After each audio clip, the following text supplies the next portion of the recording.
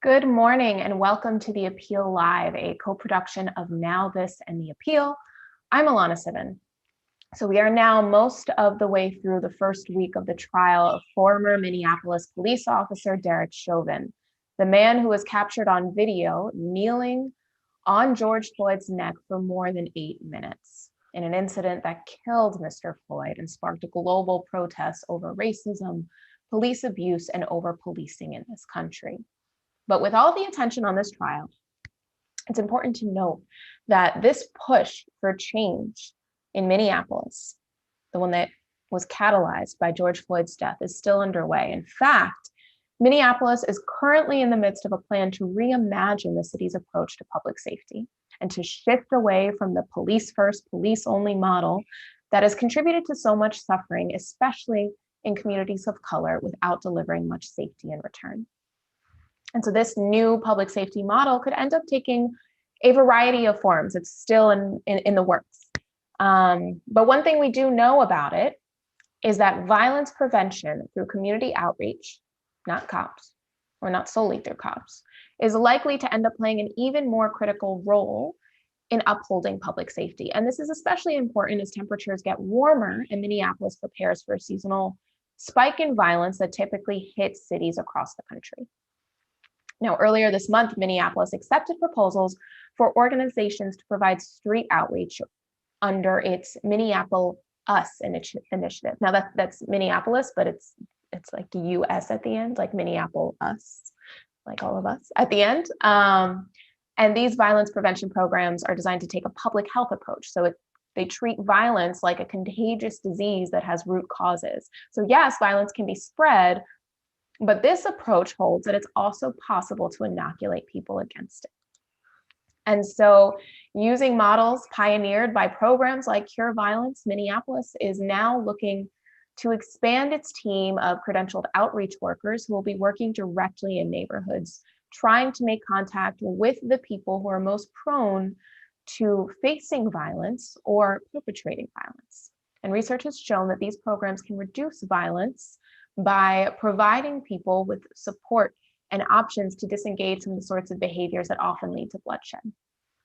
And so for more on how this approach is going in Minneapolis, I'm joined now by City Council member Jeremiah Ellison and Sasha Cotton, Director of the city's Office of Violence Prevention. Thank you both so much for being here with us today. Thank you for having us. Yeah, thank you. Sasha, I'll start with you. Talk to us more about the Minneapolis initiative. What prompted it and how did it come to fruition? Yes, thank you and good morning. We are so excited about the Minneapolis, as you said, and really that is the brand of our office. The Office of Violence Prevention slogan is Minneapolis. It takes all of us to prevent violence. And that really is about looking at inclusivity and recognizing that the solutions to community violence have to center community voices. And so that is really what this is about. Minneapolis Strategic Outreach, which is our replication of Cure Violence, is really about finding those people who are most credible, the people who are most impacted and who live in the communities that are really challenged by the violence, and using them as the tool to address violence in our community. We, like we see with COVID, recognize that violence is a spreadable contagion, and that like COVID, we have to look at the root causes, but we also, like you said, have to look at inoculation. And often with inoculation, like with COVID, you need a small amount of what we perceive as the problem to inoculate the community. And that really means that folks who have been impacted by violence, who may have been perpetrators and victims of violence themselves in their past, have to be included in the solution. And that is really what this model is all about, because they are truly the experts on how we get to the other side of the issues that violence that we're facing. So what's the timeline for the initiative to be fully realized, and where are you in that timeline now? Yeah, so we have accepted applications for organizations who are interested in partnering with us. And, you know, we have a longstanding history of organizations on the ground, what we call boots on the ground organizations here in Minneapolis.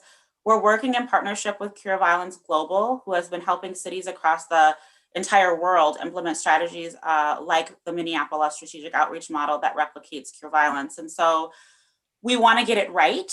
It's really important to us that we are working methodically and looking at the research and how other cities have seen success. We know that cities who implement with fidelity have been most likely to see the reductions in violence that they're looking for.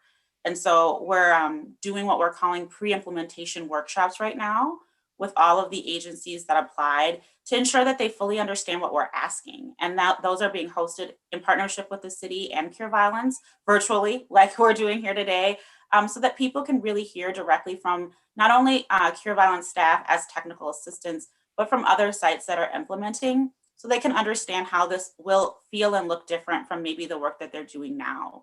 We really want to be intentional in getting it right. And so we're taking our time. But as far as a timeline, we do anticipate identifying organizations in the next few weeks. And then we'll have a rigorous training process. And we're hoping to have the long-term teams launched in May. So to get it out in front of those warmer summer months. So as you said, stopping violence is no easy feat. It requires everyone. And so, but I can also imagine it requires a lot of investment. So I'm curious, and I will kick this one to the council member, but feel free to jump in as well, Sasha. How much money has been designated for this initiative, and do you think it's enough to address the needs of Minneapolis residents when it comes to curing violence? Thank you for the question. I'm going to forget the exact figure, but I know that this program has gone from, having, I think we started this program with about $500,000. Sasha, correct me if I'm wrong, but I think your program is, probably about 2.5 by now. And so we've had some substantial growth since 2018 of this program. With that being said, anybody at home can probably tell that, $2.5 million pales in comparison to $170 million, which is what we're still investing in our police force. And I say that just to say that when we look at violence prevention, and Sasha's being asked to take on a lot, right? I think it's important that we remember that if we want these programs to succeed, we have to make those investments, and we have to make sure that we're not overburdening, folks, the people, our boots on the grounds organizations, our director, in a way that sets them up to fail. And so it's not enough, but it's a lot compared to where we started. And I think that we're going to continue to grow this program, hopefully in a mature way, in an intelligent way that really sets us up to succeed. So that, who knows, maybe in the near future, Sasha's going to have a budget of $170 million for the Office of Violence Prevention. So yeah.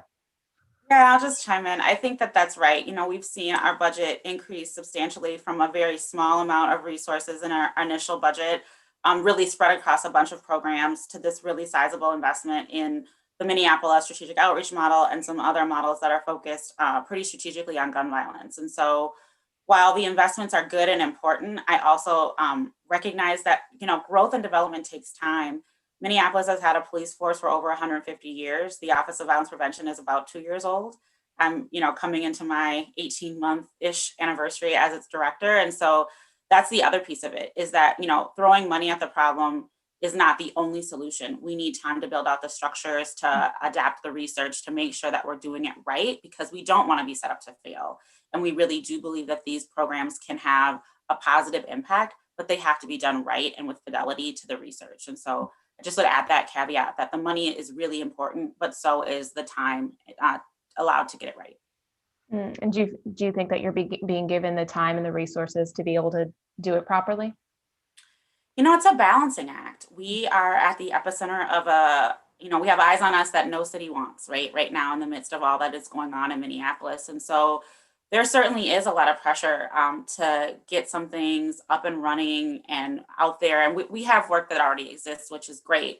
We have a great hospital-based program that's working with victims of gun violence. We're doing the group violence intervention work focused on, folks who are trying to leave the life of gang violence. But these systems all intertwine, and they all need to work together. And it is truly a balancing act to do the expeditious work of saving lives and also make sure that we're doing it in a way that doesn't create more collateral damage. So we think we're doing that balancing act, but we recognize that it is challenging.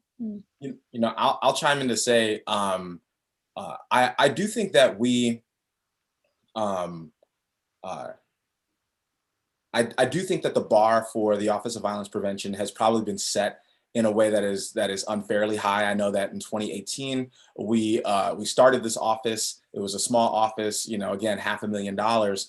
And after, several months of existence, people were saying, well, what's going on here? Violence still exists. How come the office hasn't, eradicated violence in Minneapolis? Let's, some people were even saying this hasn't worked, after a few months, this hasn't worked. And let's just send that $500,000 back over to the police department. And I would say that, we need to continue to make sure that the bar is set reasonably. If we give folks the time and space to really invest in this program, to really hone their expertise here, we're going to save lives. We're already saving lives. I know that about this program. But again, if we set the bar, if the bar is, violence has to be gone tomorrow, well, we've certainly never set that bar for the police. I don't think we should set that bar for the Office of Violence Prevention.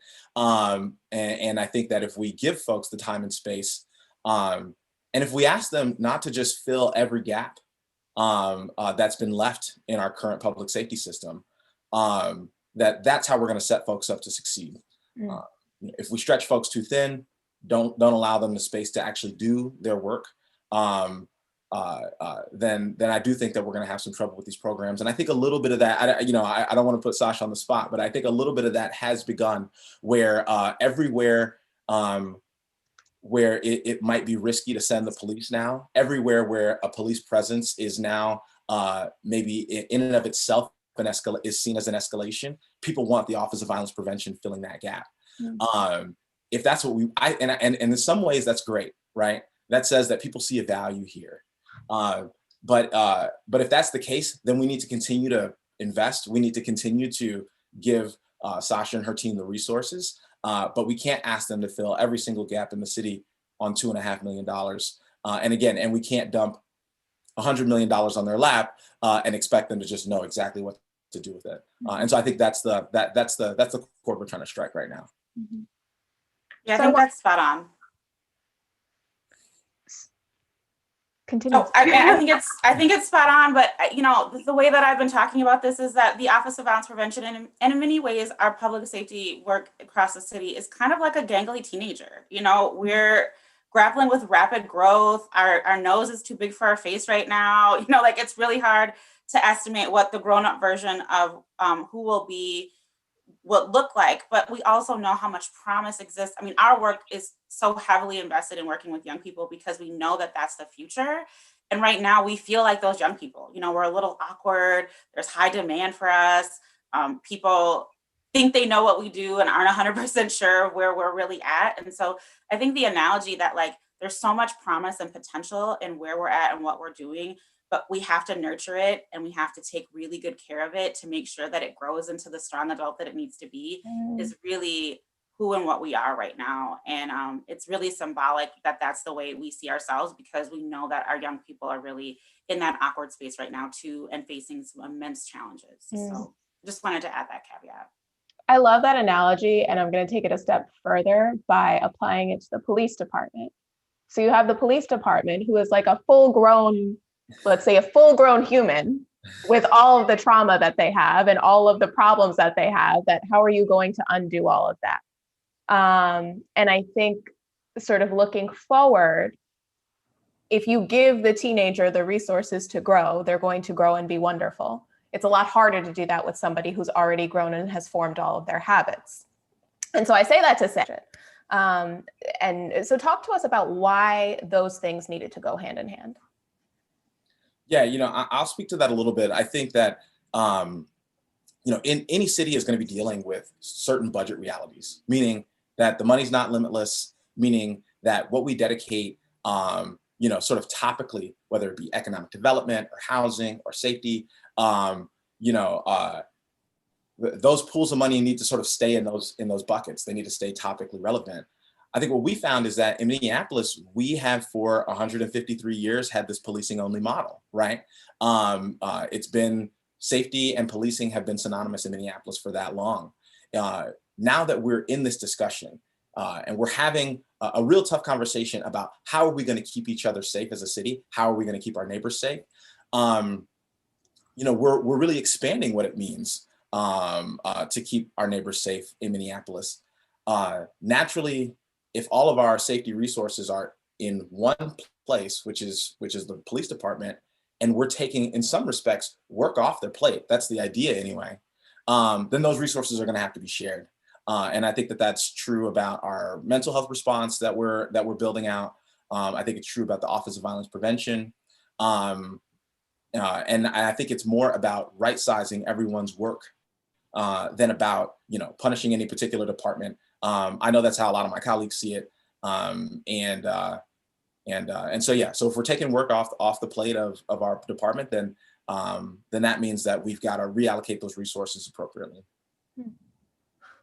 And Sasha, how do you think voters and community members are responding to the news that, there will be non-police cure violence staff in their neighborhoods? Have they been open to this sort of shift? Have your colleagues been open to this sort of shift as well?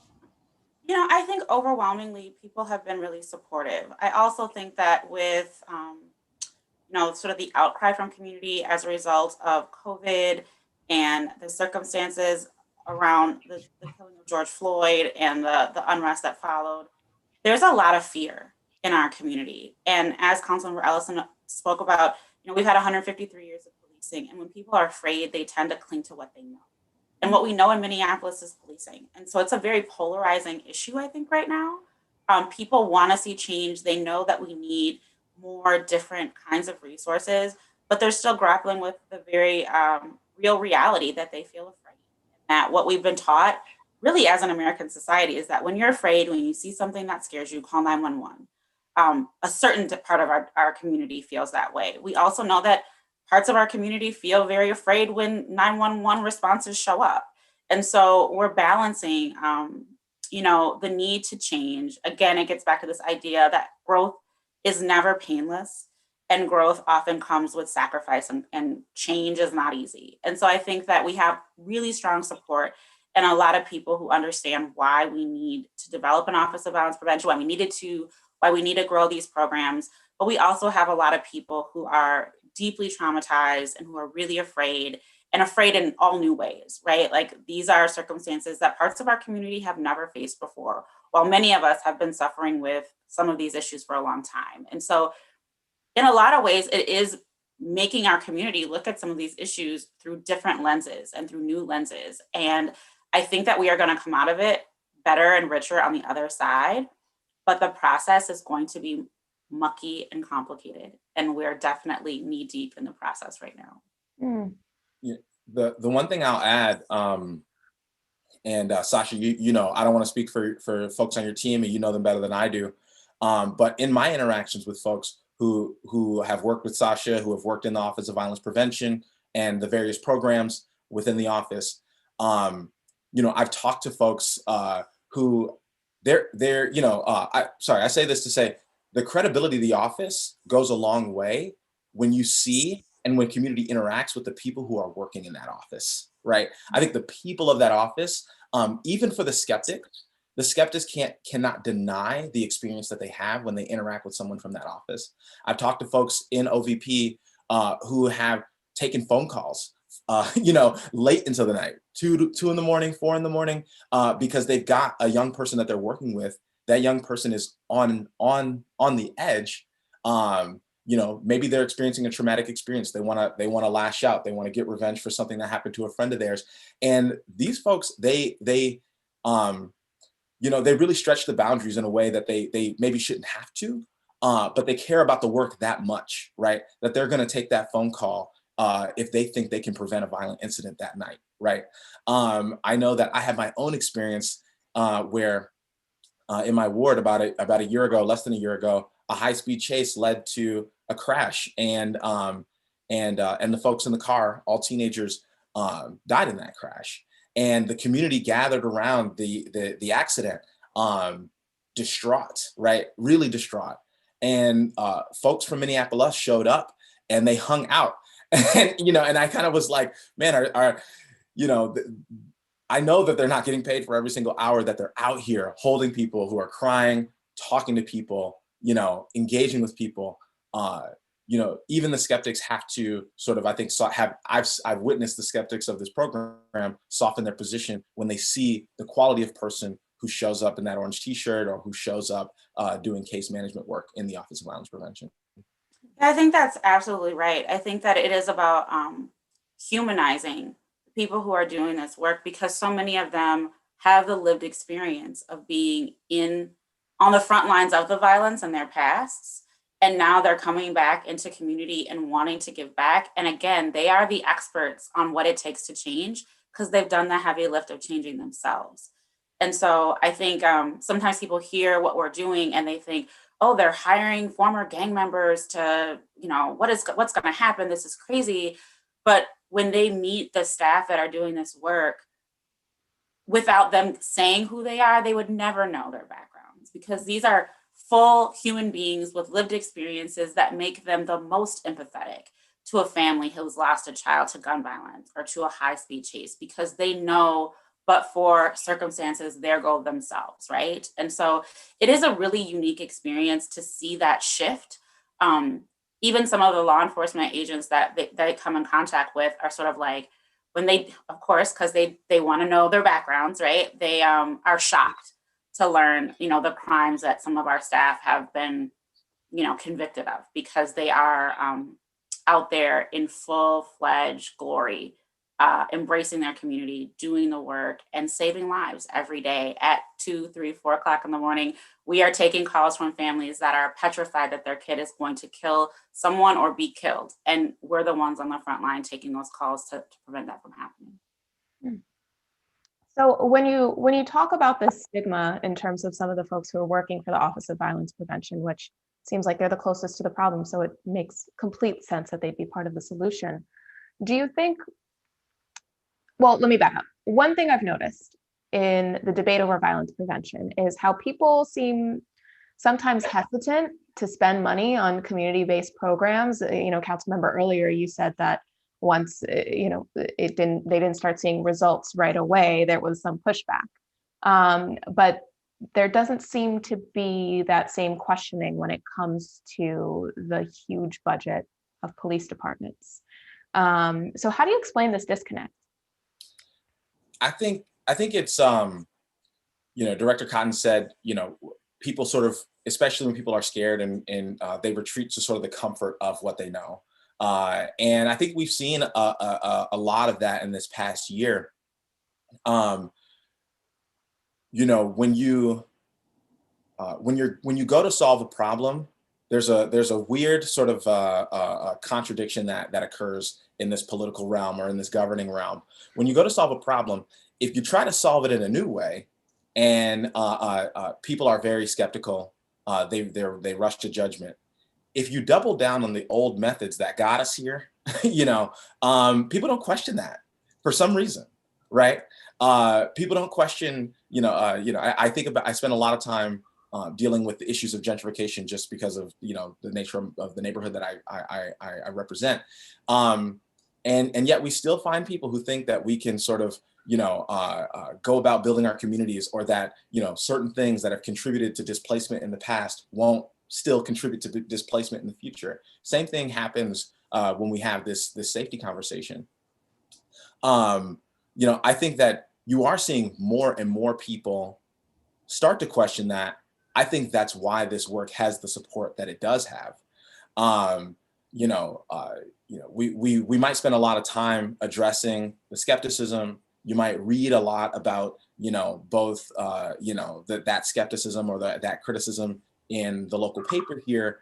But I'll say that when I'm out on the doors, or when I'm out in the community, or when I'm on the phones talking to folks about, what we're doing here at the city, this work does have overwhelming support. That's my experience. Even in the communities where you might have grass tops leaders sort of shouting the loudest, they're shouting their criticisms the loudest. This work has overwhelming support. And so we just have to keep seeding the work, doing the political education, making it visible. And that's how, I think that's how we're going to slowly sort of overcome this status quo response that says, no, don't try anything new. Let's just do what we know. Feel free to jump in here, Director. Yeah, I think that's right. I think when we look at the various city services that most governments provide, we look for consistent reductions, we look for consistent responses, but the standard sometimes for violence prevention is that it is an elimination. It's an all or nothing kind of game, right? We know that even in spite of having a fire department, our city still has fires. And we know that in spite of having a police department, our city still has crime and violence. And we don't expect that those things are going to eradicate or eliminate problems. But with the Office of Violence Prevention, and I think programs like it across the country, sometimes the unreasonable expectation is that an investment in these programs is going to eradicate the problem. And these problems are long-standing, they're systemic, they're deeply rooted in all kinds of intersectional places within government. And when we look at it from a public health approach, and I use the comparison with COVID because it's so top of mind for so many people, even at the very far end of the public health approach, which oftentimes looks at, quarantine, right? That sometimes in the interest of public safety, we need to quarantine people for their own safety and for the safety of the public good. But quarantine without treatment is absolutely unhelpful and sometimes exacerbates the problem and releases people from that quarantine more contagious, more dangerous to themselves and to others. And so as the Office of Violence Prevention, we're one niche in this long stretch of service change that we need to be looking at. And so our work is really about trying to prevent people from ever getting to the point where they need to be quarantined, right? Because once that happens, we're no longer in the driver's seat anymore. And what happens to them in those correctional situations, those correction placements, is far outside of our control. And so I do think that that's on the horizon for this movement, that we've got to be looking at prison reform and how does prison, the reentry population that's coming home, oftentimes more damaged than they went into incarceration, is a huge part of it too, because it's a revolving door. And so it's not just the city system that has to change for us to see the systemic changes that we want to see around violence in our communities. Well, so, I'm going to ask you both one more question. It's getting late, but I think you're just saying such great things. So the last time that Councilmember Ellison, you came on this show, we talked a little bit about a charter amendment that was in the works. Mm-hmm. And I'm thinking of that charter amendment, and I'm also thinking about what you said earlier, Director Cotton, about how, violence prevention requires all of us. And it looks like that's what that amendment would do, right? Like create a system of addressing violence safety in a way that is holistic and looks at all of the parts. So I'm curious to hear from you, how is the fight for that going? And also sort of how you see it playing into that broad picture of violence prevention that requires all of us. Yeah, right now this topic is still kind of in the political realm, and so I don't know if Sasha wants to contribute, but no, I don't. But this issue is still in the political realm. But I think you're exactly right. It's taking this right now, despite the way we're having this conversation about how we keep our neighbors safe, how we keep our communities safe, we're seeing that certain segments of our approach, even as we evolve them, are existing slightly disconnected from each other. One over here in MPD, OVP is in the health department. We're going to see the mental health responses being developed out of our coordinator's office. And so as we evolve these things, our various strategies are sort of scattered across the city structure. I think what the amendment would do, it would centralize these components and say they are all a part of how we keep each other safe. The Office of Violence Prevention is not some niche thing that's popular now and that's going to go away in the future. Mental health response is not some niche thing that everybody's got a lot of energy around right now, but it's going to go away in the future. I think that's what that amendment would do. And that's the intention anyway. Right now, the council, there's two versions of the amendment. There's a council version, but there's also a citizen petition. Obviously, I'm supporting my colleagues. I'm also supporting the citizen petition because as I read the language, I don't think the two conflict. Mm-hmm. And I'm really excited about the citizen petition because it would be a call from the ground, from the grassroots that says, we need to make this change. I know that while I'm not involved in the signature campaign, I I've heard that they are getting near to their goals where they need in order to get this on the ballot. The council option is going through the Charter Commission. I think that we've timed it early enough so that it won't be timed out the way it was last year. And so we've got good options. And I think that one way or another, we're going to have this discussion, and that one of these questions is going to end up on the ballot in November. From there, we've got to make the case, and when I say we, I mean, mostly, electeds who in the political realm, we've got to make the case for why we think it makes sense for us to take this approach again to how we keep each other safe. And if we're successful, then I think voters are going to vote for that.